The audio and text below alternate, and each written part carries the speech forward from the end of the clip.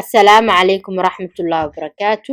Wararka toddobaadan waxaa qabsaday cudurka cusub.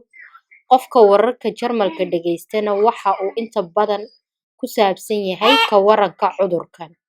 Haddaba halkan waxaan idinku soo bandhigi kelmadaha inta badan warka ku soo noqnoqda ee afka Jarmalka.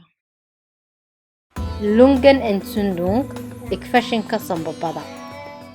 Entzündung, igfashinka. Epidemie, cudurada si degdega u faafa. Hamsterkauf, marka tukaamanka si waalan looga iibsado alaabta. Hygiene, nadaafada. Karanteene, xabsiisgeli. Contact, verbod, xidhiidh mamnuucista. Ausgangssperre, in dibad loo baxo oo mamnuuc ah. Beatmungsgerät, mashiinka lagu neefsado. Desinfizierungsmittel, dawada gacmaha lagu maydho. Reishusten, qufac qallalan. Symptome, calaamadaha xanuunka.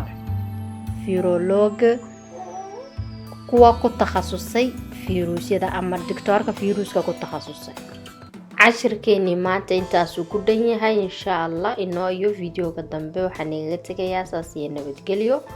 Fadlan haddaad ku cusub tahay naga mid noqo si aynu ku dhaafin videoyada cusubna jaraska active ka dhigo.